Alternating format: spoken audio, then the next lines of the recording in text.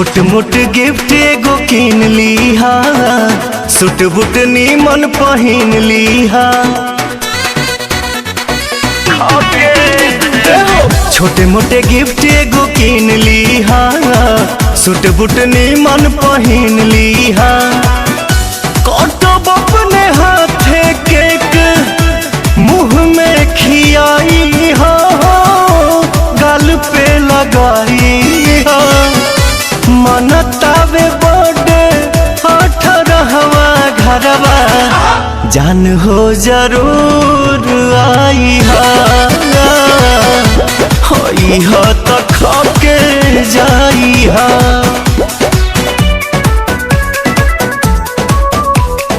खाके जाई हा।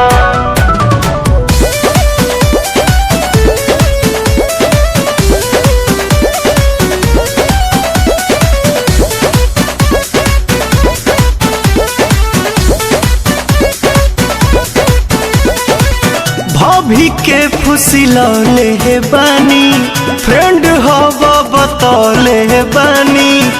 संगे वाला सेल्फी 2 दिन पहिले देखौले हे बानी, पहिले देखौले हे बानी। भाभी के फुसिलौले हे बानी, फ्रेंड हवा बतौले हे बानी। संगे वाला सेल्फी 2 दिन पहिले देखवले बानी। इलल बटे चांस तारंस को के जाई हो, जानी तू ल जाई हो। मनतावे बटे 18वां घरवा, जान हो जरूर आई हा तो खाके जाई हा।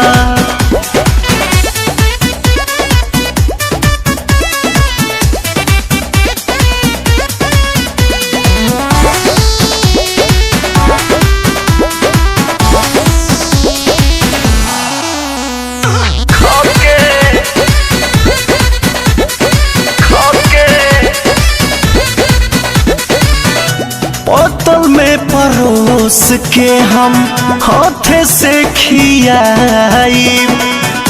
लव वाला सब बात पवन हो बताई, पवन हो बताई।